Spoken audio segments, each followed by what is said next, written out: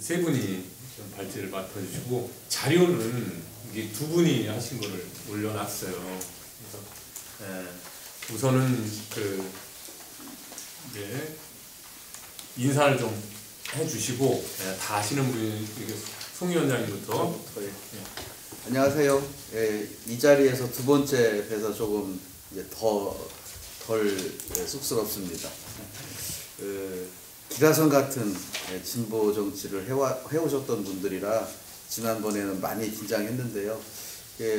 오늘은 또 카메라가 와서 또 긴장감을 고조시켜서 너무 쉽게 생각한 거 아닌가 싶습니다. 정의당 경기도당 위원장이고요. 이번 경기도당 선대위원장을 맡으면서 총선 준비를 6개월여 하고 또 돈을 또 많이 써봤습니다. 이번 정의당은.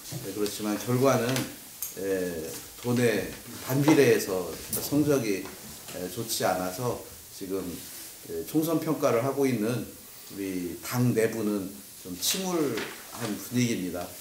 그래서 오늘 그래도 저는 저를 지난번에도 왜 초대하셨냐고 그랬더니 뭐 그냥 편하게 얘기하라고 해서 또 했더니 또 괜찮다고 하시더니 또 초대를 하셔서 무슨 의미인가 싶고요. 진보운동의 우파를 담당하고 있습니다. 균형감을 맞추라고 초대한 것 같습니다. 오늘 아는 것 제 개인적 소견 말씀드리도록 하겠습니다. 예, 반갑습니다. 여기 써있는 대로 진보평론에서 편집위원 하고 있고요. 오늘 발제 부탁 와서 한번 얘기 같이 나누고 싶어서 왔습니다. 고민택입니다. 저는 작년에 한번 6월 초에 올리려고 했었는데 그때 마침 이제 외국에 나가게 돼가지고 그다가 이제 들어왔는데 갑자기 이제 연락을 좀 주셨어요. 그래서 지역 동지들 얼굴 본다 생각해가지고 가볍게 왔습니다. 준비는 대신 그냥 저희 당이 이번에 그 종로에 한 군데만 나와가지고 80표를 얻었어요. 가볍게 말씀드리겠습니다. 예, 현원입니다. 네.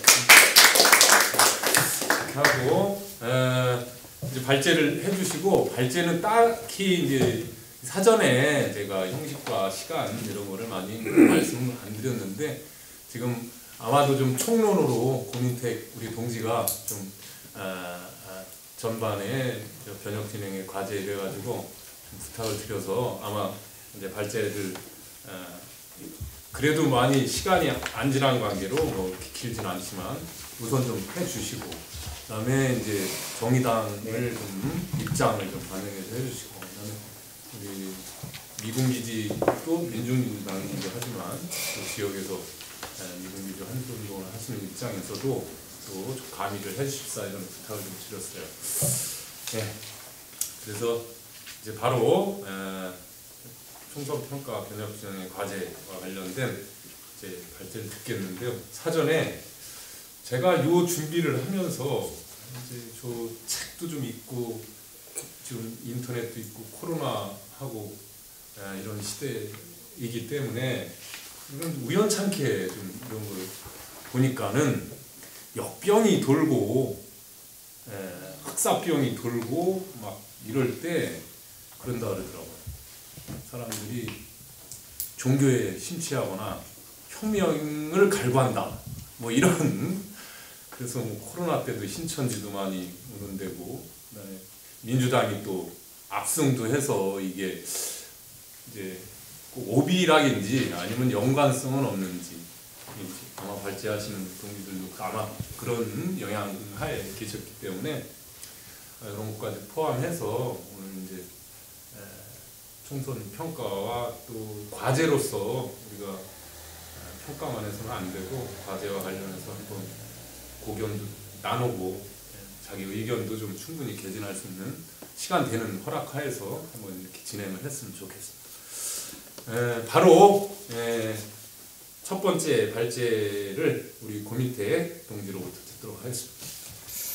이거 보면 크게 여기 평가와 과제 이렇게 돼 있으니까요. 저도 거기에 맞춰서 평가와 과제 크게 두 텀으로 나눠서 했고요.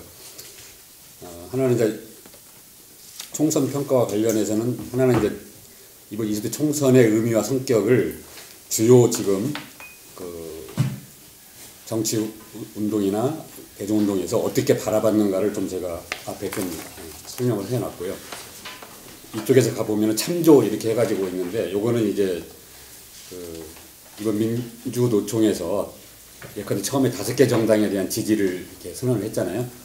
거기에 들지는 못했지만 인터넷이든 자기 사이트 등을 통해서 이러저러한 입장을 낸 단체들에 대한 거를 제가 그냥 간단히 축약해서 여기에 올렸는데 맨 뒤에 있는 것처럼 이거는 제가 원본을 그대로 한 것이 아니어서 반드시 이 사람들의 입장을 더 알고 싶으면 거기 제가 다 표현을 해놨으니까 원본을 찾아서 읽어주셔야 된다 이렇게 좀 말씀을 드리고요. 그 내용은 상당히 좀 돼요. 그 다음에 이제 뒤에 가면은 거기에 이제 21 총선 평가 이렇게 돼 있습니다. 그리고 이제 크게 뒤에 가서 이제 변혁증의 발이 이렇게 돼 있는데 다시 앞으로 넘어와서 잠깐 보면은요. 이번 총선에서 제가 가장 그 눈여겨봤던 데는 민주노총이 어떻게 움직이는가 사실 저는 가장 눈여겨봤어요. 왜냐하면 짐작되는 것처럼 민주노총이 지지하기로 선언한 이 5개 정당을 다 합해도 이번 총선에서 큰 성과를 내기를 기대하기는 조금 쉽지는 않았거든요. 그래서 그런 점에서 민주노총의 역할을 좀 주목을 했고, 물론 정의당이 어떻게 운동을 하고 최종 결과가 어떻게 나올까도 뭐 주목거리인 건 분명한 사실이었죠. 그러면 그러고 이제 민주노총 이야기를 하면 민주노총이 그 25일 날 위원장이 이번 4.15 21 총선 의제로 여기 써 있는 것처럼 이렇게 그 10대 과제, 특히 전태일 입법을 최우선 쟁취하겠다라고 일단 입장을 냈고요. 그 다음에 그 전에 앞서서 아까 말한 것처럼 1월 30일 총선 방침을 발표를 했는데 핵심이 저는 이제 그 5개 정당에 대한 지지를 했다라고 하는 점을 중심으로 좀 의미 있게 이 문제를 좀 바라봤습니다. 나중에 좀 더 설명을 드릴게요. 두 번째, 정의당은 이번 선거를 앞두고 잘 아시는 것처럼 선거법 개정에 사실 올인했죠. 그리고 정작 선거에 들어가서는 정의당이 선거 공약이 어떤 쟁점이 되거나 대중들로부터 이게 논의가 되거나 이러지 못하고 원내 교섭단체라고 하는 이 목표는 굉장히 부각은 됐어요. 하여간 그거에 대한 정의당의 호소는 우리를 원내 교섭단체로 만들어 달라. 이게 이제 정의당이 갖는 이번 20대 총선의 핵심적인 의미라고 생각합니다. 물론 이 자체가 꼭 양적인 것만 아니라 여기 들어있는 내용도 분명히 있지만 어쨌든 내용과 이것이 연결되지 못하고 이 부분이 좀 더 부각이 됐다 이렇게 좀 보는 거고요. 그리고 그 전에 있었던 게 이제 조국 사태에 대한 정의당의 태도, 또 비례정당 논란에 대한 어떤 대처가 있는데 민주당의 위성정당에 안 들어간 건 너무너무 잘한 일인데 문제는 그걸 방어적으로 했다는 거죠. 제 느낌에는 좀 더 공격적으로 또 다른 역할을 할 수가 있었는데 그건 이제 제 평가에서 좀 말씀드리겠는데 그런 점이 좀 아쉽고. 제가 쓴 건 줄 알았어요. 발제문 보내주셨는데 정의당 보고 내가 쓴 건가? 재밌게 하라고 그랬어요. 재밌었어요. 그리고 이제 정의당의 한 핵심은 이제 지역구는 우리가 뻔히 알고 있으니까 창원 쪽에서도 좀 관심은 갖지만 어쨌든 그게 쉽지는 않았다 생각을 했고, 그래서 비례대표 선정과 순위 배정 문제를 좀 유심히 봤는데 잘했다 못했다를 떠나 제가 속으로 가장 아쉬웠던 거는 1번 후보야 여성 후보를 배치해야 되니까 그래서 치더라도 기존의 정의당의 중심축을 이루었던 노동운동 활동가를 반드시 저는 비례대표의 당선 순위에 넣어야 된다고 생각을 했는데 후순위로 완전히 밀렸더라고요.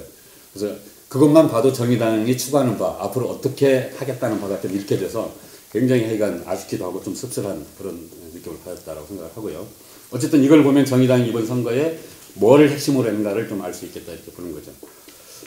두 번째는 제가 그 민중당으로 표현을 않고 현장으로 민플러스를 가져왔는데 완전히 똑같지는 않겠지만 우리가 유추해서 볼 수 있겠다 이렇게 생각을 하는데 거기에서는 그 뭐라고 얘기를 했냐면 이번 선거를 3가지로 얘기했어요. 반일 총선이다, 자주 총선이다, 촛불 총선이다. 그건 한번 이제 읽어보시면 될 거예요. 또 뻔한 내용이니까 그 내용에 있어서는 어쨌든 그들의 입장에서는 이번 총선의 정책 성격을 그렇게 규정하고 그렇게 대비를 했다라는 거죠. 제가 수요일에 어떤 직장 비슷하게 사무실 왔다 갔다 한 데가 있는데 거기 민중당 사람들이 와서 선거운동을 해요. 선거운동의 핵심이 뭐냐면 저도 조금 이해는 안 됐는데 이러이러하니 민중당을 그 비례대표선 찍어달라. 그거를 핵심으로 이야기를 해야 되는데 2번 후보한테는 투표하지 마세요. 이게 핵심이야. 도대체 이게 좀 납득이 안 가는 그런 부분에서 나중에 그것도 한번 좀 이야기해 보겠습니다. 그래서 이제 세 번째 정당이 이제 노동당인데 저는 이제 이 5개 정당 중에서 제 입장에서 가장 주목했던 당은 사실 저는 노동당입니다. 가장 주목했던 정당은 노동당은 얼마 전에 이른바 기본소득당으로 당명을 바꾸자라고 이렇게 주장을 했던 그 분들이 이제 밖에 나가서 기본소득당을 별도로 하고 이번에 또 기본소득당이 민주당 위성정당에서 한 석을 이렇게 가져가는 부분이 있었는데 그 사람들이 나간 뒤로 노동당 홈페이지에 들어가 보면은 전면적으로 자기들의 정체성을 사회주의로 이렇게 표명하고 대대적으로 그 부분에 대해서 이야기를 그 전에 해왔고 그다음에 이번 총선에 임하면서는 사회주의 대전환을 이야기하고 15대 핵심 공약을 제출을 했어요. 크게 세 부분으로 나눠서 5대 5대 5대 이렇게 되어 있는데 그건 뭐 들어가서 보시면 아실 거니까. 그래서 하여간 노동당은 이번 총선에서 사회주의를 전면적으로 제기하겠다 이렇게 하여간 들고 나왔고 그 다음에 그 밑에 있는 사회변혁 노동자당하고 대표명의 공동성명을 발표했더라고요. 그래서 그 점을 봐서 어떤 식으로 갈 건가라고 하는 부분이 좀 읽혀졌고 또 하나 제가 노동당에서 좀 주목했던 부분은 지역구 있거든요. 울산 그 무슨 구인가? 중구인가?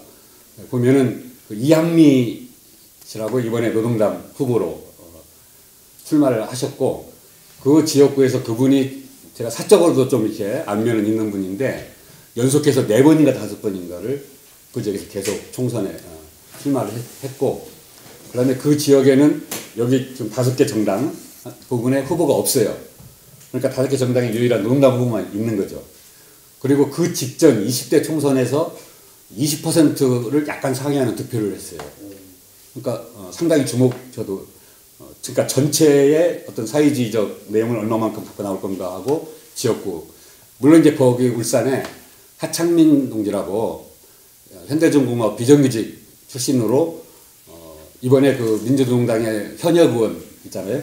김창현 민중당의 김종훈 네. 그 같은 지역구예요. 그런데 후보 단일화가 안 되고 각각 나왔어요.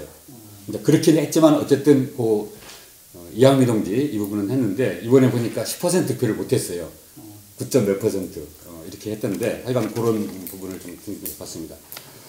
그 다음에 이제 녹색당 같은 경우가 있는데 녹색당이 이제 민주노 지지정당으로 선정을 했고 저는 한국사회에서 녹색당이 어쨌든 의회에 진출하기를 바라고 제가 동의하고 안 하고를 떠나서 그렇게 됐는데 이번에 아쉽게도 그 녹색당이 선거에서 어떻게 했냐가 쟁점이 아니라 민주당의 위성정당으로 동의해서 이렇게 갖고 또 거기서조차 배제되는 우리가 잘 알고 있는 것처럼 그래서 참 너무너무나 아쉬운 그런 문제를 말씀드립니다. 마지막으로 이제 민주노총이 저기 한 사회변혁 노동자당이 있는데 사회변혁 노동자당 같은 경우에는 앞에 있는 4개 정당과는 다르게 지지정당으로는 설정이 됐지만 총선에서 뭐 직접 후보를 냈다든가 아니면 총선과 관련해서 직접적인 어떤 입장을 냈다든가 뭐 이런 부분은 제가 접해보지를 못했어요. 그래서 이건 좀 아는 분이 혹시 있으면 나중에 좀 말씀해 주시면 좋겠고 다만 아까 노동당 할 때 말씀드렸던 것처럼 노동당 대표와 함께 대표명의 공동성명을 발표하는 이런 행위가 있었다 이렇게 보시면 될 것 같습니다. 그래서 이렇게 보면은 민주노총과 5개 진보정당으로 표현한다면 이 부분들이 이번 21대 총선을 어떤 식으로 성격을 어떻게 의미를 가졌는가가 대충 알 수 있다라고 생각을 합니다. 먼저 평가로 바로 넘어가서 좀 말씀을 드릴게요. 그 참조를 한 부분은 나중에 토론 때도 좋고 아니면 나중에 좀 읽어볼 수 있도록 하고요. 그냥 평가로 바로 5번 넘어가서 말씀드리면 저는 크게 한 4텀 정도로 평가를 좀 하고 있는데 전체 수준에서 보면 이번 21대 총선은 제가 전체 과정과 결과를 놓고 보면 87년 이후에 정치적 의미에서 역대 저는 최소 성과다 이렇게 좀 얘기합니다. 이게 무슨 말인가 하면 이런 거죠. 이번 21대 총선이 66.2%의 어쨌든 투표율, 굉장히 높은 근래 보기 드문 투표율을 보였고, 또 처음으로 만 18세 이상의 투표권을 행사한 이런 부분에서 양적으로는 굉장히 팽창된 부분이에요.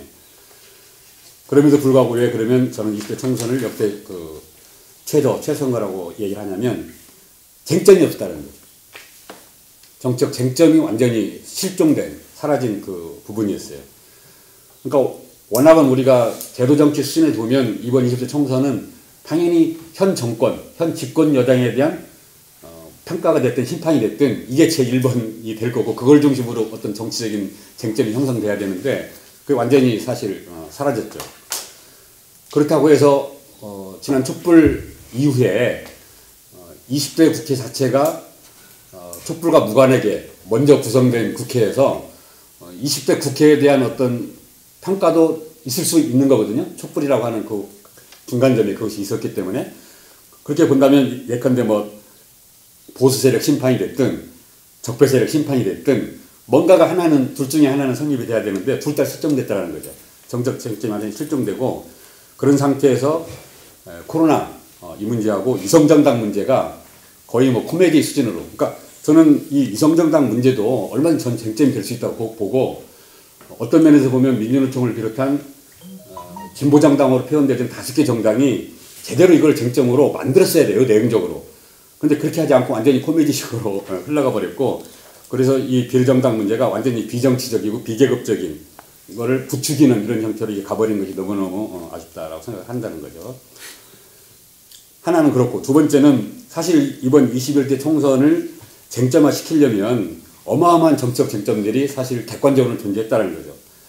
가장 첫 번째는 지금 전 세계가 코로나 이전에 이미 경제위기가 세계적으로 가장 핵심적인 문제였고, 이걸 둘러싸고 어떤 식으로 대처할 건가가 일반 국민을 포함해서 노동자 민중 입장에서 가장 핵심적인 문제예요. 그리고 사실 그 이른바 통합당도 문재인 정권 심판의 첫 번째 핵심을 경제 문제로 들고 나오려고 그 전부터 준비하고, 그들이 옳고 그르고를 떠나서, 그들의 비판이 옳고 그르를 떠나서 객관적으로는 당연히 그것이 제1번의 쟁점으로 떠올랐어야 되거든요. 근데 이제 그렇게 되지 못했다는 거예요. 그게 하나 있고, 두 번째는 촛불 이후에 그렇고 급변하는 동북아 한반도 정세가 우리의 삶과 정말密接하게 관련을 맺고 있고, 이후 이 정세가 어떻게 되느냐가 또 대단히 중요한 문제이기 때문에 이 문제를 둘러싸고 북미 관계든 남북 관계든 또는 미중 패권 문제든 이런 부분들을 놓고 한국 사회가 어떻게 여기에 대처해야 될 건가가 사실 핵심적인 쟁점으로 또 떠올 수 있는 이런 또 의제가 될 수 있었다는 거죠. 이것도 존재했고, 그 다음에 지금은 약간 잠잠이 됐지만 그 전에 일본 아베 정권의 수출 규제 문제를 통해서 한국 사회가 완전히 또 여러 큰 반향을 불러일으켰는데, 이것이 이번 총선을 통해서 우리가 앞으로 이런 문제를 어떻게 바라봐야 되고 어떻게 정치 쟁점화할 거냐도 또 의제로 존재했고, 그 다음에 코로나도 어마어마한 쟁점입니다. 그리고 뒤에 이제 그 과제에서 말씀드리겠지만 앞에 이 세 가지를 다 능가하는 정도의 코로나 그 자체의 쟁점이 있거든요. 근데 농자 민중운동 진영에서 정의당을 포함해서 코로나 그 자체를 어떻게 쟁점화시키기가 실종됐다는 거죠. 오로지 방역 문제로 모든 게 그거 됐고, 그 다음에 이제 막판에 긴급 재난 지원금 이걸 어떻게 할 거냐가 이제 뒤에 가서 이미 총선에 영향하고는 별 관계없이 뒤에가 좀 형성됐는데, 그 전에 방역 문제 말고, 방역도 되지만 그거를 어떻게 대처할 건가가 어마어마한 쟁점으로 등장했는데 그 자체가 쟁점화되지 못했다라고 하는 거죠. 어느 것 하나 이렇게 쟁점화되지 못했다라는 점에서 역대 최저 선거가 이렇게 본다는 거죠. 그 다음에 세 번째는 아까 말씀드렸지만 연동형 비례대표제, 이것도 쟁점이 정치적 쟁점이 될 수 있는데 이것도 쟁점이 못됐다라는 것도 그렇고, 그 다음에 마지막으로는 농자 민중의 입장에서, 좌파의 입장에서 그 전까지는 내부 쟁점도 있었어요. 내부 쟁점.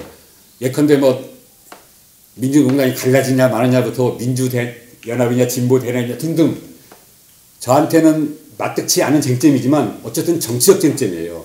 그걸 둘러싸고 우리가 논쟁할 게 있어요. 근데 5개 정당이 지지를 받는 이런 현상만 있었지 그 5개 정당 사이에 쟁점이 없어요. 완전히 실종돼 버렸다는 거죠. 그러니까 농자 민중의 입장에 봐서도 쟁점이 없기 때문에 역대 최소 선거다 이렇게 먼저 판단을 한다는 거죠. 그다음 두 번째 평가는 뭐냐면 이제 객관적으로 이번 선거 결과를 놓고 보면 민주당 압승, 통합당 참패 이렇게 돼 있죠. 외견상은 이게 맞죠. 민주당이 압승이고 통합 참패는 맞지만 실제 내용도 그러냐. 좀 우리가 따져볼 게 있다라는 거죠. 그 점과 관련해서는 어쩌고 저쩌고 있지만 제가 중시하는 건 그겁니다.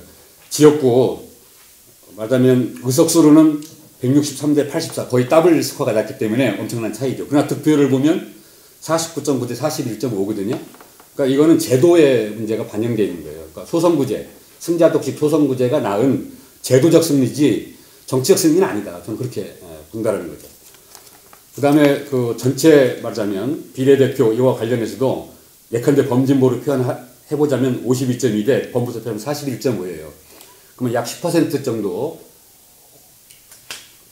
이 부분이기 때문에 정치적 승리로 말하기는 어렵다라는 거고 더군다나 득표율과 요것도 있지만 아까 말했지만 쟁점이 없는 선거였기 때문에 정치적 승리로 보기 어렵다는 거예요. 그러니까 뭔가가 쟁점을 놓고 승리를 만약에 이런 의석수에 차이가 났다면 정치적 승리가 포함되는 거겠죠. 그러나 쟁점은 사라지고 실종되고 의석수만 놓고 압승이다 참패다 이렇게 보기는 어렵다. 그리고 2년 뒤에 대선과 관련해서 득표율만 보면은 이건 해볼 만한 게임이에요. 저쪽에서도.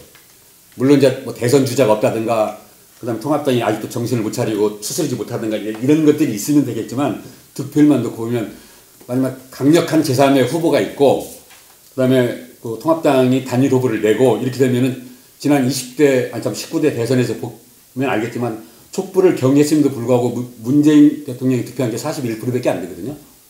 그것밖에 안 돼요. 그때 죽은 줄 알았던 홍준표가 25%인가 6%인가 이렇게 득표를 했어요. 그러니까 만만치 않다라고 한다는 여지가 남았다라고 하는 거죠. 그다음에 세 번째로 그 보면은 이번에 이쪽 그를 대략 다 합하면 아마 10% 그 정의당이 9.6%인가요? 그렇게 했기 때문에 다 합하면 뭐 10% 되나 안 되나 아마 그렇게 될 것 같은데 이것도 만족스러울 수 없는 말하자면 이제 그런 부분이죠. 그래서 제가 볼 때는 오히려 한국 제도정 수준에 보면 박근혜 탄핵 이전으로 저는 회개했다고 봐요. 지금 21 총선 이것만 놓고 보면 뭐가 진전된 게 없어요. 오히려 답보 상태에 있거나 거꾸로 보면 오히려 회개했다. 저는 그렇게 평가를 하고요. 그 다음에 마지막 평가와 관련해서 지난번 20대 총선부터 연달아 4번의 그 민주당이 승리를 했기 때문에 일부에서 한국에 뭐 주류석이 교체되니 안 되니 이런 문제가 있는데 농작 입증에서 보면은 별 그거는 의미 없는 얘기다 이렇게 좀 말씀드리겠습니다. 이게 이제 두 번째 평가고 세 번째 민주노총 그 입장에서도 그거 보면 아까 말씀드린 것처럼 민주노총이 5개 정당을 지지를 했지만 사실 민주노총 입장 보면은 문재인 정권의 말하자면 촛불 정부가 아니라고 하는 걸 선언을 했어야 되거든요. 더 이상 문재인 정부는 촛불 정부가 아니고 촛불 정부는 무관할 뿐만 아니라 반노동 정부다라고 하는 걸 민주노총이 명백히 선언을 하고 거기에 따르는 투쟁이든 뭐든 간을 설정을 했어야 되는데 그것이 없었다라는 거죠. 근데 그 이유가 어디에 있냐면 현 집행부가 문재인 정권 출범 이후에 계속해서 사회적 대화를 놓고 오락가락하고 왔다 갔다 하는 이 연속선상에 여전히 지금도 놓여있고 지금도 코로나를 둘러싼 뭐 사회적 대화를 하나 안 하냐 지금 이런 상태에 놓여있기 때문에 강력한 내부 집중력을 가질 수 없는 이 부분이 민주노총으로서는 가장 큰 문제다. 다만 저는 민주노총이 이번에 이랬든 저랬든 간에 5개 정당을 지지한 거는 저는 평가할 수 있다 이렇게 본다는 거죠. 왜냐하면 그동안 민주노총은 배타적 지지 방침을 가지고 있었고 그 다음에 여기 이제 아시는 것처럼 노동당이나 사회변혁 노동자당에 대한 지지를 했다라는 거죠. 이건 저는 그 두 정당이 총선에서 어떻게 해서 활약을 했냐와 무관하게 민주노총은 앞으로 그런 태도로 가야 된다라고 하는 점에서는 평가할 수 있겠다 이렇게 볼 수 있습니다.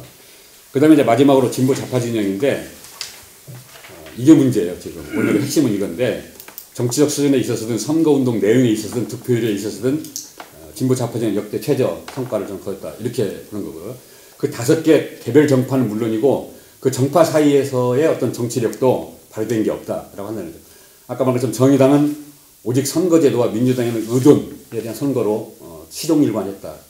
민중당은 그 특유의 고질적인 정책 습성을 여러 가지가 있는데 그 중에 민주당이 위성정당으로 들어가고자 했던 모습을 보였던 것.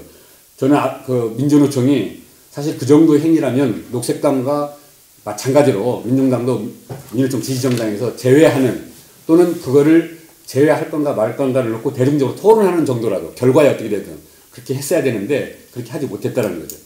그 점에서 민중당은 이번에 그거에 대한 이후 정책 책임을 또는 대중에 대한 신뢰를 어떻게 다시 저거 할 건지에 대한 과제를 안게 됐다. 이렇게 보는 거고요.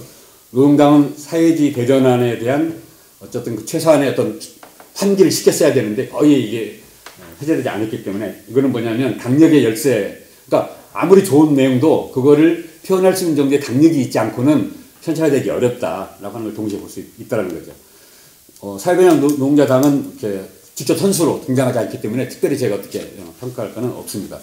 녹색당은 아까 말했던 것처럼 그 전에 가졌던 그래도 나름대로의 자기의 정체성이 있었는데 치명적인 어쨌든 타격을 입고 말았다라고 하는 거고, 그 다음에 제가 5개 말고 아까 그 참조하라고 했던 이 부분들은 그 내용이 옳고 그름을 떠나서 현실적인 아무런 영향력을 갖지 못했다라고 하는 점으로 봐야 되겠고, 이제 이게 두 가지가 핵심인데, 진보 좌파의 경우 저거는 적어도 이게 5개 정당이, 민주노총 포함해서 5개 정당이 최소한 3가지 정도에서는 공동대응을 했어야 된다, 이렇게 저는 평가를 합니다. 그게 뭐냐면 첫 번째는 비례연합정당을 만들었어야 돼요. 그 5개 정당이. 그리고 비례정당애들을 쟁점화를 시켰어야 돼요. 그러니까 쟤네들이 코미디로 만들 때 여기는 정치로 그거를 대응을 했어야 되는데 코미디를 비판하는 것에 그쳤지 이게 정작 뭔지에 대해서는 아무런 대중에게 설명되지 않았다. 이거는 다음 선거법 개정에도 어마어마한 영향을 미칠 거고 이런 문제가 있다는 거죠. 그래서 저는 이 부분이 비례연합정당을 만드셔야 되는데 그걸 할 수 있는 그 힘은 두 군데밖에 없어요. 하나는 민주노총이 이걸 주장해서 시도를 했어야 돼요. 정의당은 동의하지 않을 가능성이 높죠. 그러면 민주노총은 정의당에 대해서 태도를 얘기를 해야 돼요.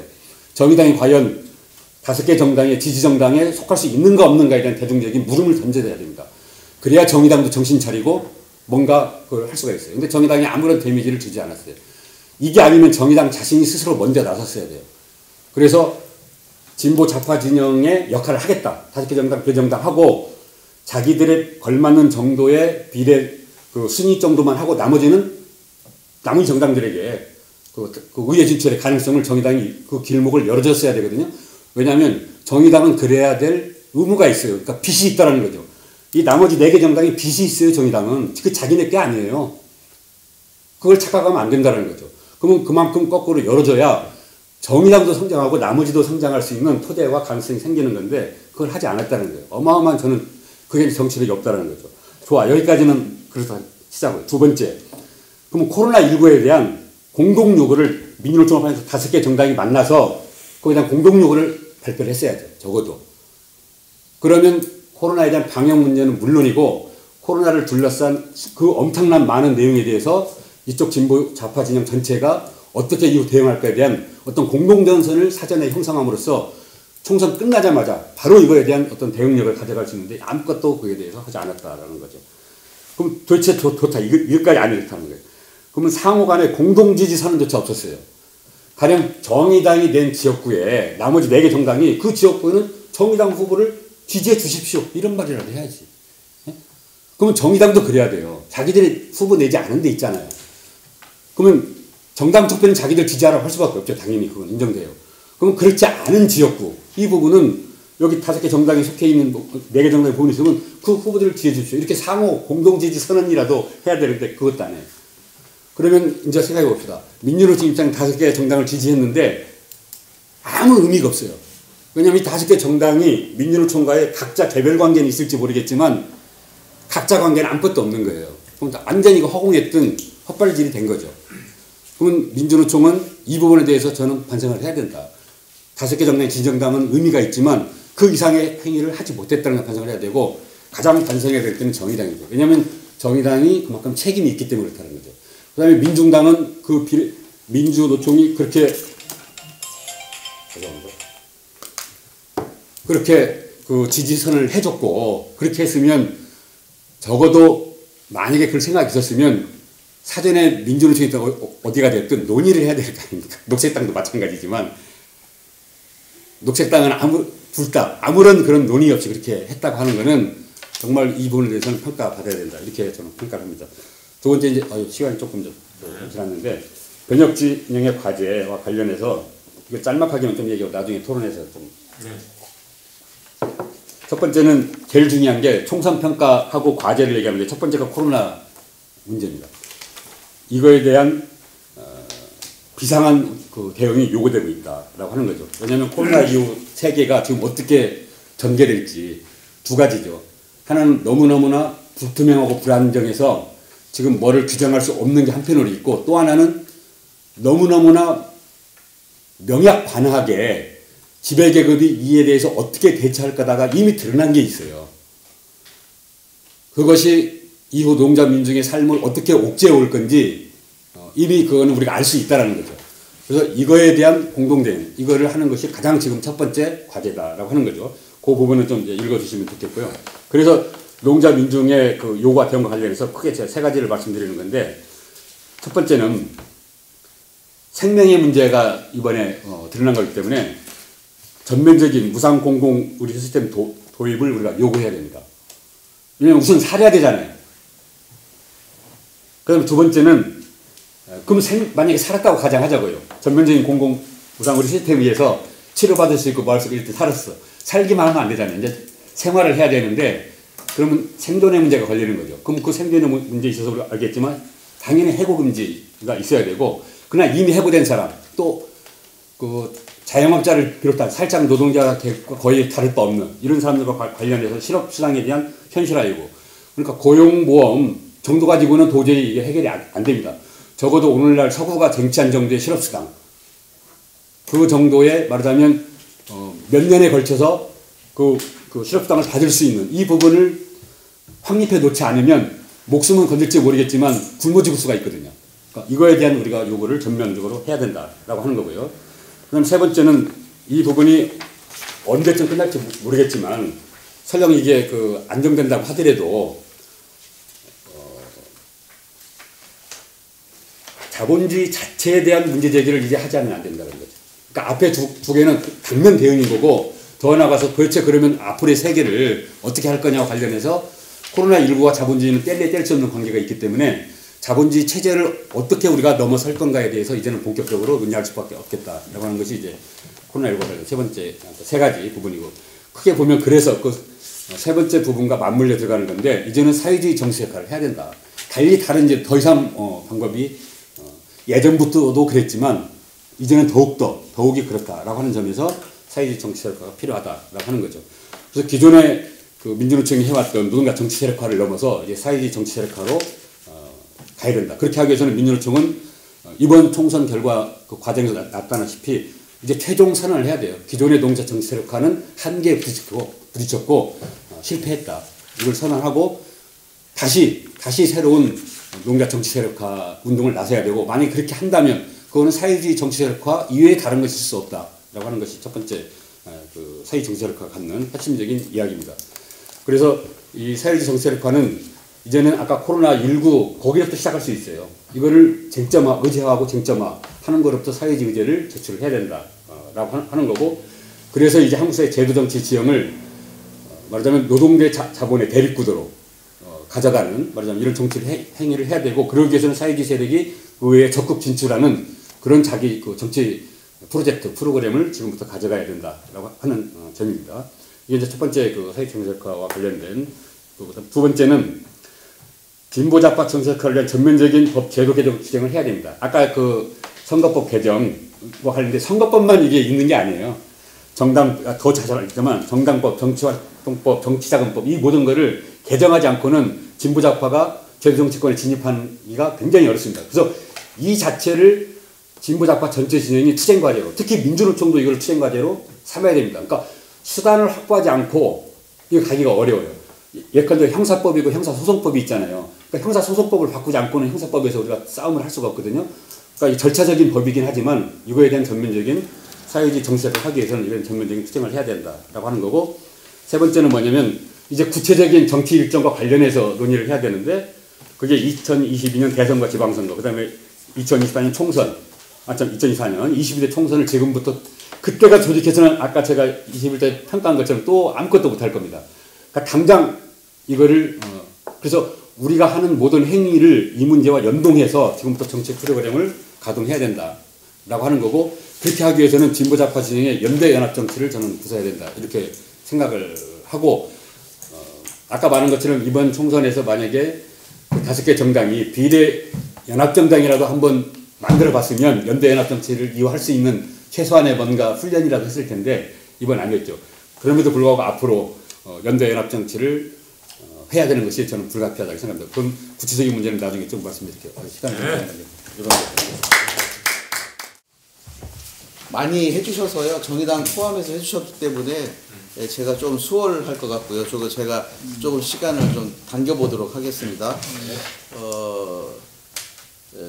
아까 농담처럼 말씀드렸지만 제 생각하고 그 세 줄이 똑같았어요. 선거 평가가. 정의당의 21대 총선 평가를 말씀드려 보겠습니다. 저희는 21대 총선 의미를 외우다시피 이제 계속 강조했죠. 촛불혁명의 완성이어야 한다. 기득권 세력을 심판하고 정치 교체를 넘어 사회경제 혁신으로 이어져야 한다. 기득권 거대 양당 정치를 혁파하자. 진보 정치의 전진을 이뤄서 정치의 판을 가자. 이렇게 커다랗게 1년여 동안 외쳐왔고요. 그래서 정의당의 목표와 전략은 원내교섭단체 또는 그에 준하는 정도의 의석 확보로 저는 파악했어요. 당에선 항상 원내교섭단체를 목표라고 했는데 제가 이제 해석을 한 거죠. 개인적으로 15석 이상 정도 얻으면 다른 그룹하고 해서 또 교섭단체를 만들 수는 있겠다. 요 정도. 그래서 이런 전략하에 연동형 비례대표제로의 선거법 개정에 올인을 했습니다. 연동형 비례대표제만 되면 정의당은 20석은 된다. 그래서 욕심을 내고 흥분을 하고 단식 투쟁 막 온 당원 동원해서 1년여 동안 이것을 만들어 왔고요. 4+1 체제를 그냥 바득바득 뭐 죽은 놈 다시 살리고 강물에 떠내려간 거 다시 건져다 또 가고 해서 끈끈과 우기로 민주당 이중대론에 시달려 가면서도 왔고요. 그 중에 조국 법무부 장관 임명 동의 공간에서 심상정 대표가 우물쭈물 하는 모습에서 많은 당원의 탈당과 비난과 이런 것이 임명 동의를 하면 반대쪽에서 탈당하고 비판하고 아니다 이거는 잘못했다. 4+1 체제를 유지하기 위해서 실수한 거다 그러면 이쪽에서 또 뭐 우르르 나가고 해서 그냥 사방으로 몇 번 흔들어가지고요. 많이 털려나가가지고 아주 혼났습니다. 결과는 실패했습니다. 완벽하게 실패했다고 저는 생각을 합니다. 실패 원인으로 정세 현황인데요. 우리가 촛불혁명으로 박근혜를 쫓아냈을 때만 해도 수구 세력은 다 절멸할 것이라고 막연한 기대를 했던 것 같습니다. 이번에 보셨지만 우리나라 조선시대 이래 쭉 내려온 우리 기득권 세력들의 카르텔은 공고했습니다. 그럼에도 불구하고 미래통합당은 중도로 확장하기는커녕 태극기 세력에 휘둘렸죠. 그래서 더 확실하게 이길 수도 있었지만 이러한 막말 파문과 자중질환 속에서도 42%의 득표율로 건재함을 보여준 것이 우리나라 수구 기득권 세력들입니다. 적폐청산을 요구하는 유권자와 상대적 민주진보 세력이라는 민주당으로 올인해서 양당 정치 강화로 진보 정치의 틈바구니가 더 좁아졌죠. 그런 분위기에서 많이 말씀하셨지만 코로나19 위기로 선거 분위기는 다 죽고 위기를 극복해가는 문재인 정부의 지지율은 급상승하면서 조용함 속에서 그저 집권 여당을 지지하는 그런 선거 결과로 나타났습니다. 선거 과정에서 민주당은 통합당의 위성정당 설립에 따라 같이 위성정당을 설립했습니다. 양정철인가요? 그 유명한 사람이 전략가 중간에 플랜 A로 비례연합정당 설치를 제안했다가 정의당에 제안을 했는데 들어주지 않을 정도로 제안을 했어요.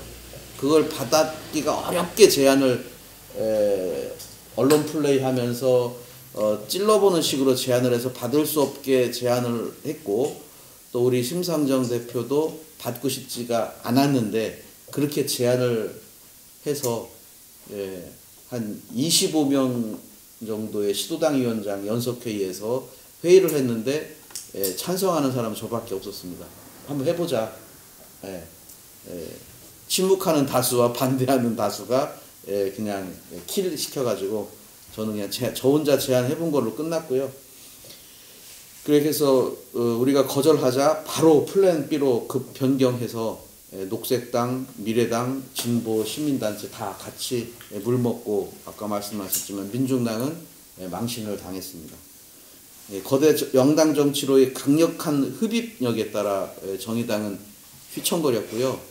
중간에 지지율이 또 급락해서 5년 전 지지율로 다시 퇴보해서 거의 아노마 상태까지 빠졌다가 간신히 원칙과 정도를 지키는 정의당이라고 하면서 정신 차리고 간신히 회복한 게 9.67%고요. 이것을 집행부 지도부는 작년 총선 대비 2.5% 올라간 267만 표라는 사상 처음으로 많은 표를 받은 정의당 사상 선방한 거라고 지금 당원 대중들을 현혹시키려 하고 있습니다. 실패 원인으로는 저는 주객관적 정세 판단, 주체적 역량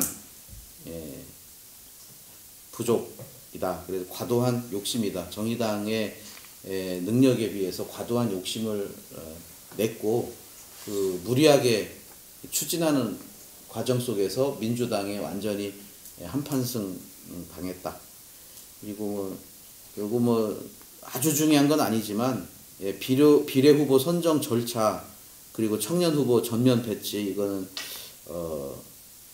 누구나 거의 당원들도 대부분의 당원들도 실패한 정책이었다 생각하고 저도 이 부분에 절차상에서도 토론 없이 밀어붙여서 전국위원회를 좀 비겁하게 통과시킨 전략이었기 때문에 비판을 많이 받아야 할 것이다. 그랬고요. 위성 비례정당 출연에 대해서 대책이 없었습니다.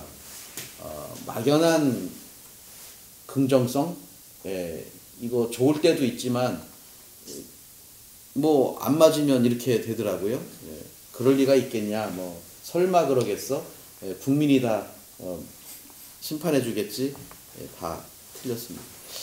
그리고 연합 비례정당 참여에 대한 단호한 거부를 아까 이제 권장하셨고요. 저는 그래도 논의해봤어야 된다 했는데 제가 그 논의해봤어야 한다고 해서 무조건 그렇게 갔어야 했다고 주장하는 건 아닙니다. 왜냐하면 뭐 여건이 안 되는데 민주당에서 진정성이 있어야 되는 거지. 근데 저는 그렇다 하더라도 정치력을 발휘했어야 된다. 그리고 이제 아까 얘기하셨지만 저는 이제 목표를 교섭단체 정도를 생각할 정도 두 자리 15명 정도의 의원을 만들 전략이라면 저는 녹색당을 끌어안아야 된다고 여러 번 이제 건의를 했는데 그거 싫어하는 사람들이 또 있더라고요. 대표님도 뭐 그렇게 좋아하지를 않아요. 근데 그거는 이제 녹색당에 좀 핑계를 대신 것 같은데 녹색당이 원하지 않는다. 그래서 아니 우리가 좀 주면 될 텐데 두 자리 정도 주면 되지 않을까? 그리고 협상을 해야 되는데 대표만 보내서 누구 담당자만 보내서 만나게 하고 당신만 듣고 결론을 내리고 설명이 없어요. 근데 나중에 보니까 비례연합정당 들어가더라고요. 녹색당이. 그러니까 우리도 민주당이 우리한테 하자고 하는 식으로 우리도 녹색당한테 그렇게 하자고 한 거 아닌가 이렇게 저는 추정만 할 수 있을 뿐인데 그렇게 해서 실패했다 생각을 하고요. 다수당의 연합 연대 정치를 우리는 지향했습니다. 그랬죠. 4+1이나 그리고 다당제가 원래 연합 정치예요. 유럽식, 그죠? 그럴 때는 원칙과 타협과 언제든지 함께 할 사안이 있으면 함께 하고 정부도 함께 만들고 뭐 이러는 게 연합 정치인데, 연합 정치를 향해서 쭉 가다가 갑자기 원칙과 정도를 걷겠다고 해서 단호한 선명한 노선 이쪽으로 선거 일주일 앞두고 확 돌렸어요. 그래서 슬로건이 그때 나왔습니다. 원칙을 지킵니다. 정도를 지킵니다가 선거 시작하면서 나왔어요. 그전엔 없던 구호가. 그래도 그 구호 가지고 이제 9.67%는 만들었다. 그래서 저는 실패 원인의 마지막으로 이런 말씀 드리기가 참 카메라 앞에서 그러는데 우리 당이 좀 능력이 부족하다. 선거 기획에서부터 실무까지, 그리고 이제 사무총장도 솔직히 뭐 같은 저하고 참여계라고 그러는데 선택할 때부터 저는 의아했거든요.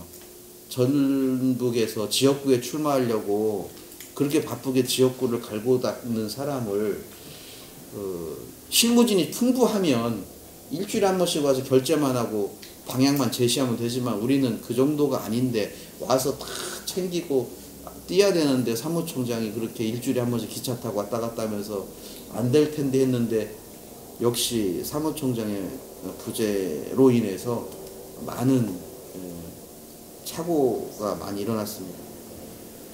총선 후의 과제를 저는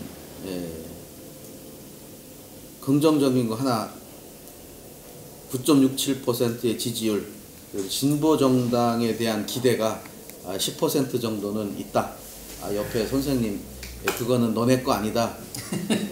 모든 5개 진보정당에 대한 것이 들어가 있다. 이렇게 말씀하셨는데 이런 말은 많이 못 들어봤어요. 민주당 것도 들어가 있어요. 민주당께 더 양으로는 더 많겠죠.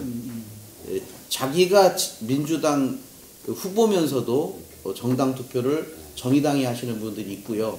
이번에도 열린민주당으로 5% 갔지만 거기로 다 안 간 표도 있고, 어쨌거나 수구 기득권 세력을 심판해야 된다는 그런 대명제 앞에서 지역구에서 민주당을 찍어주고 여유가 생기니까, 민주당은 믿음직하지 않잖아요.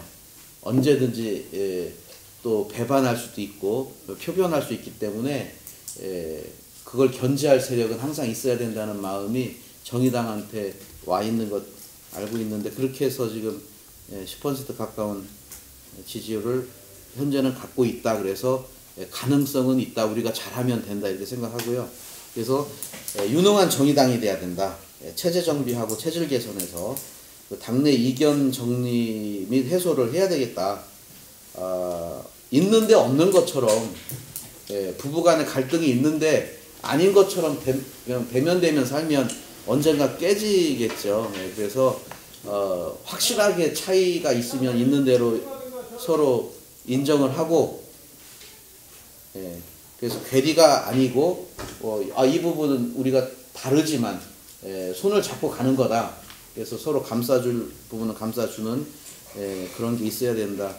하여튼 활동가뿐만 아니라 당원들도 지금 나뉘어 가지고 게시판에서 싸우고 있습니다. 그리고 대중정당으로의 자리매김, 이거는 이제 제 개인이에요. 주류에서는 이제는 민주당과의 차별성을 보여야만 정의당이 산다. 더 선명하게, 더 왼쪽으로 이렇게 가야만 우리가 살아남는다고 하시는 그런 분들이 당의 주류고, 저는 대중정당으로 가야 그나마 이 지지율을 가지고 지방 선거에서 의석을 만들어내서 혁명으로 갈 거 아니고 선거를 통해서 정치를 키워나가려면 현실 정치인 당선자를 만들어내야 되는데, 만들어내려면 대중성이 더 있어야 된다. 그렇지 않으면 이 선거제도가 폭력적이잖아요. 소선거구제를 바꿀 수가 없어. 어느 나라나 민주주의가 폭력이죠. 한 표만 더 많으면 다 가져가는 건데 여기서 이 제도 탓하고 있을 수만은 없다. 여기서 정당을 통해서 뭔가 변화를 이루고자 한다면 거기에 맞는 정당을 만들어야 되지 않는가 하는 것이 이제 저의 생각이고요. 그렇게 해서 지방선거에서는 훨씬 더 여유가 있어지는 상황이고 지금 민주당 정부는 더 잘하기가 어려운 상황이고 맥시멈이기 때문에 여기서 정의당이 굉장히 어려운 조건이지만 지방의원, 국회의원 해가지고 잘하는 모습을 보여줘서 지방선거에서는 좀 2인 선거구, 3인 선거구 이런 데서 뿌리를 좀 내렸으면 좋겠다. 제 생각입니다. 그래서 지금 정의당의 정책성을 더 확립해서 선명하게 나가야 된다라는 그런 주장과 더 대중적으로 민주당 이중대라는 비판에 경기 일으키는 거는 한국당, 미래통합당의 프레임이다. 우리와 민주당이 연대해서 강력한 진보 연대를 형성하면 자기네들이 너무 어려워지니까 어떻게든 민주당과 정의당을 갈등하게 만들어서 분열하게 만들려는 적들의 프레임에 왜 자꾸 우리가 무서워하냐 하듯 그런 생각을 하는 다수 당원도 정의당 안에 있다는 말씀으로 이제 평가를 하고 비례비전은 이것을 어떻게 인정하고 정리해서 이번에 총선은 실패했지만 다음 지방선거에서는 다수 당선자를 내서 진보 정치가 현실로 국민들 유권자의 눈에 봤을 때 좋긴 좋네 이런 모습을 보일 때 좋지 않을까 생각하면서 간단하게 마치겠습니다. 네. 저는 작년 1월 1일부터 이 평택에 있는 오산 평택 미군기지 앞에서 이제 미군기지 철거를 요구하면서 저희 당원들하고 이제 24시간 1인 시위를 하고 있어요. 근데 이제 거기에 갔을 때 이제 우리를 맞아준 사람들은 태극기 부대였거든요. 태극기 부대가 이제 그때 처음에 이제 외쳤던 구호라든지 플래카드가 뭐냐면 반중이 칩니다. 반중이 칩니다. 그 다음에 이제 하웨이 아웃이었어요. 그리고 나서 이제 한 두세 달 있으니까 이제 미국에서 똑같은 얘기를 하는 거죠. 하웨이에 대한 공격을 하고 그렇게 진행이 좀 되더라고요. 중국에는 노골적인 이제 견제, 트럼프까지 나죠. 그래서 이제 이 사람들은 이제 미국과 이제 아주 일체화되어 있다. 그런 생각을 했어요. 그러니까 태극기 부대 전체가 그렇지는 않은데 그 중에서 이제 친미 세력들이 있는 태극기 부대는 이제 그렇다는 거죠. 아주 밀접하게 관계되어 있구나. 미군의 활동을 먼저 이제 닦아주는 역할을 하고 있는 그들이구나 이제 그런 생각이 들었습니다. 참고로 이제 저희 당에서는 이제 소녀상하고 미 대사관 앞에하고 미국 백악관 앞에하고 평택 기지 앞에서 이제 철야 24시간 1인식을 하고 있습니다. 저희는 이제 선거 정당이 아니고 항쟁 정당이에요. 항쟁을 진행합니다. 그래서 제가 이제 그 전에 이제 민주노동당의 이제 통합진보당 때 지역에 이제 말단 부위원장으로 있었습니다. 잠깐 있어봤는데 뭘 할 수가 없어요. 그러니까 뭐 좀 하려고 하면은 뭐 통일 문제 이렇게 사업 좀 하려고 하고 교육을 좀 하면은 그 다음에는 뭐 예를 들어서 제주도의 그 총구석에서 지방의 보궐선거가 있다고 하면은 모든 당력이 다 그쪽으로 집중되거든요. 그래서 사업을 못해요. 선거에 나하고 전혀 완전 떨어져 있는 곳이었는데도 이제 여기 집중을 하는 거죠. 당의 이 여러 가지 이유 때문에 이제 그쪽으로 집중하고 하는 거예요, 선거가. 그게 계속 선거가 이제 되어 왔습니다. 그래서 선거 정당을 하면은 이거는 사업을 할 수가 없다. 이거는 그런 생각이 이제 들었죠.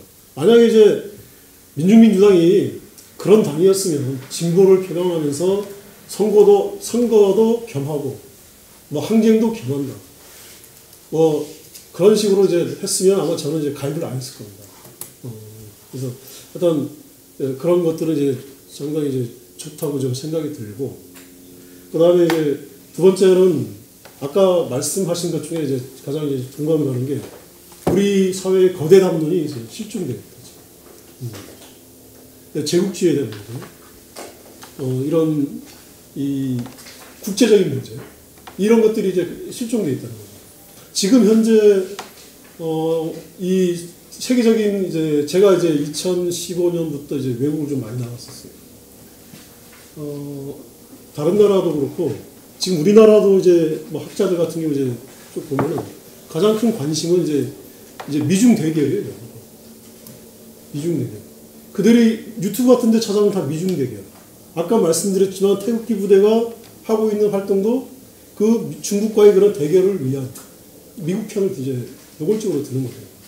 지금 현재 이제 사드 배치했고 그 사드가 이제 이 한국 경제에 많은 영향을 끼쳤고, 그리고 이제 지금 현재 이제 코로나가 끝나더라도 미국은 결국에는 이제 가지고 있는 거는 이제 군사력밖에 없기 때문에 그들은 이제 결국에는 노골적으로 제3세계 국가의 식민지 초과 착취윤을 계속적으로 보장을 받아야 할 것이기 때문에 전쟁을 일으킬 수밖에 없는 상황인 거죠.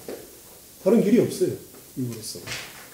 게다가 이제 그걸 가로막고 미국이 이제 그 오바마 때 어느 날 그 2008년도 금융공황에서 중국이 이제 잘 견디는 걸 보고 쟤네 더 이상 키우면 안 되겠다 해가지고 그때 이제 피보트 아시아로 집중하자 해가지고 들어왔는데 제가 봤을 때는 이미 늦은 거 아니야.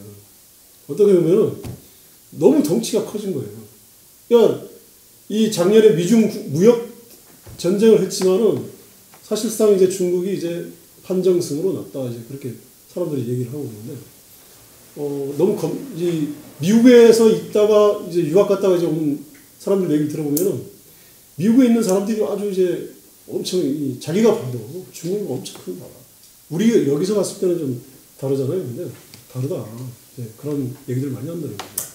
그래서 우리가 뭐 광해군 때나 아니면은 이 한반도가 이제 이 충돌의 전쟁터가 되었잖아요.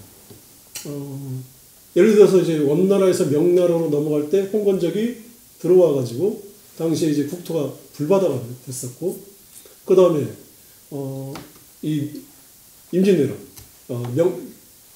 정명각 명나라로 가는 길을 내라 해가지고 이제 마찬가지로 이제 전쟁터가 됐었고, 그 다음에 19세기에도 마찬가지로 뭐 영국도 와서 이제 거문도를 점령하거나 한다거나 이런 강대국들 간의 그런 이해 타산들에 의해서 전쟁이 많이 벌어졌고 이제 식민지까지 겪었죠. 그 다음에 이제 45년도 이후에도 지금까지 바람잘 날이 없는 그런 상황 속에서 이 우리 내부의 이런 계급 모순 또 아니면 분단 문제 이런 것들은 과연 이제 우리 민중들이 이제 주체적으로 풀어나갈 수 있는 그런 강력한 힘을 어떻게 만들어 갈 것이고 그런 것들을 발휘해 나갈 것이냐 하는 문제가 아주 중요한 문제라는 것이죠. 그런 거대 담론이 우리한테는 사라져 있고, 그거는 이제 가장 큰 책임은 뭐 다른 데 둘 필요 없고 이제 우리한테 있지 않느냐, 그런 생각이 듭니다. 지금 이제 제가 이제 민주노총 이제 95년도에 평택에서 이제 같이 공부하면서 보면은 민주노총이 이제 그 당시에 국제노총에 가입돼 있었죠. 지금도 이제 국제노총에 가입돼 있습니다. 이제 그 1919년도 이제 러시아 혁명이 18년도에 성공하고 나서 19년도에 레닌이 이제 바로 이제 코민테란을 만들었잖아요. 코민테란을 만들고 그렇게 해서 이제 세계적으로는 제국주의자들이 이제 판을 치고 있었지만은 그 코민테란을 통해서 이제 진보 진영이 힘을 합쳐가지고 2차 세계대전 끝나면서 엄청난 성과를 거둔 것이죠.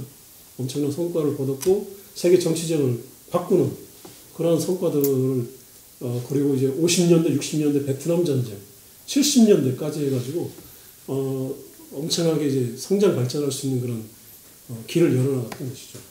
아까 뭐 이제 아시겠지만 뭐 체게바라든지 이런 중남미에서 이런 활동들이 대단히 중요하잖아요. 지금 현재 중남미에서 뭐 차베스나 차베스가 이제 밖으로는 뭐 부도난 나라라고 하지만 저희 당에서 작년에 거기 갔었습니다.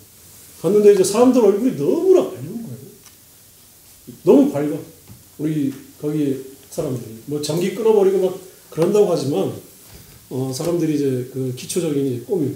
우리가 이제 공산주의가 아니고 꼬뮌주의니까 꼬뮌이니까 꼬뮌은 마을이잖아요. 공동체잖아요.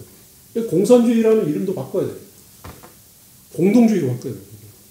여튼간에 이제 그런 꼬미나스라고 하는 기초 생활단위에서 이제 같이 자치 활동도 이제 하면서 그렇게 그 힘들로 이제 미국과 이제 대결전에서 이겨 나가는 거거든요. 광주처럼 그런 것도 이제 봤는데 여튼 이런 우리가 현재 이 국제대회로 서로 힘을 합치고 그런 활동들이 결코 작지 않다는 거예요. 그리고 이것들이 이제 각지에서 미국이라든지 이런 제국주의의 그런 싸움들을 펼쳐나간다면은 승리할 수 있고 이제 유리한 국면으로 펼쳐질 것이 아닌가 이제 그런 생각이 듭니다. 그래서 우리가 거대 담론과 그런 우리 노동자 민중의 이런 생활적 문제 이런 것들과의 그런 통일적인 그런 입장에서 바라보고 또 대응을 같이 하고 특히나 이제 민주노총이 세계노총으로 가입을 해서 세계의 그런 노동자 민중의 발걸음에 같이 연대를 해야 되지 않을까 좀 그런 생각이 듭니다. 이상입니다. 네. 네. 이중 뭐 정치 경제학적인 것도 있는데 그런 쟁점 이런 것도 좀 되지 않을까 이런 말씀을 좀 해주신 것 같아요. 자, 딱 그 토론 시작한 지 1시간 됐는데요. 좀 쉬셨다가 하시죠. 결과적으로 정의당의 목표 달성 실패였습니다. 예, 그 과정에서도 석연치 않았던 부분이 많이 있었고요. 그 결과에 있어서 실패지만 그래도 정당 득표율 9.67%를 받았기 때문에 희망이 남아 있고 미천은 아직 남아 있다 이렇게 생각합니다. 이번에 지역구에서 정의당을 지지하지 못하신 분들 많이 안타까우실 거고요. 저희도 많이 내지는 않았지만 그래도 75명이라는 지역구 후보를 냈지만 심상정 의원을 제외하고는 아주 좋지 못한 성적으로 결과를 내왔습니다. 하지만 그것은 이번 촛불혁명의 연장선에서 수구 기득권 세력을 반드시 심판해야 된다는 강한 열망 때문에 그런 것이라 생각을 하고요. 그래서 얼마든지 정의당 다음번 지방선거에서 준비 잘하고 좋은 일꾼 내보내면 지지해 주실 거라 이렇게 믿어 의심치 않습니다. 저희 정의당이 앞으로 두각을 내지가 어렵죠. 의석수가 많지 않기 때문에.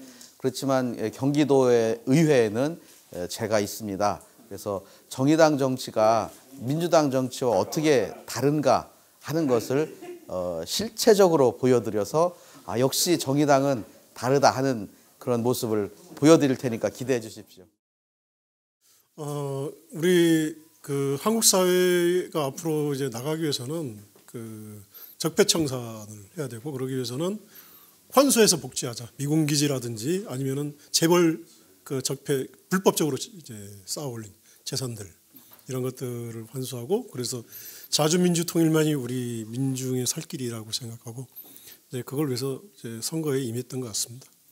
저희가 이제 한국 사회에서 이 선거제도는 이 민중이 이제 가지고 있는 자기 통치권을 소수에게 이제 위임해 주는 거잖아요. 그리고 이제 자기 통치 기관을 어떻게 보면은 보류되어 있는 상황이기 때문에 선거가 상당히 이제 문제가 좀 많다고 좀 생각하고 자기 직접 민주주의를 이제 하기 위해서는 항쟁과 투쟁을 통해서 정권을 민중이 잡아야 된다 그렇게 생각하고 있습니다.